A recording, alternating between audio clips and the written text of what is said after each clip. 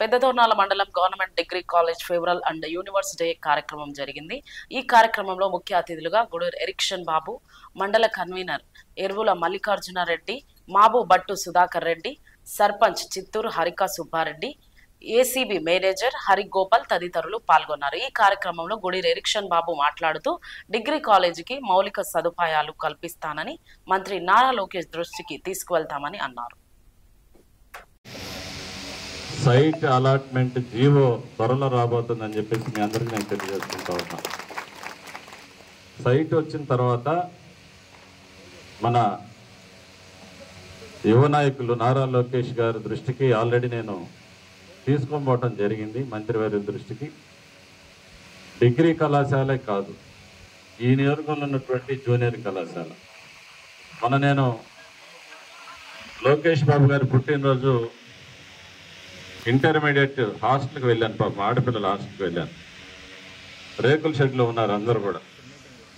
నేను ఆ రోజు వాళ్ళు ప్రామిస్ చేశాను, బాగా చదువుకుంటూ ఉన్నారు, ఈ ప్రాంతంలో వలసలు మనం నిరోధించాలంటే ఇక్కడ వసతులు కల్పించాల్సిన బాధ్యత ప్రభుత్వం అధికారంలో మేము ఉన్నాం కాబట్టి ఆ యొక్క బాధ్యతను గుర్తించి నేను ఆ రోజు వాళ్ళు ప్రామిస్ చేయడం జరిగింది. డెఫినెట్గా మీకు ప్రభుత్వం తరఫున పక్కా హాస్టల్ భవన నిర్మాణానికి కృషి చేస్తానని లోకేష్ బాబు గారి యొక్క జన్మదినం రోజు నేను మాటిచ్చాను.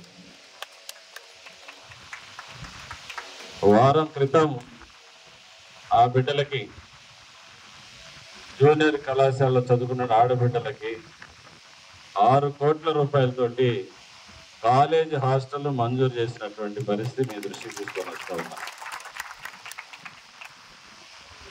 అదేవిధంగా ఎర్రగొండపాలెంలో డిగ్రీ కాలేజ్ అసంపూర్తిగా ఉంది.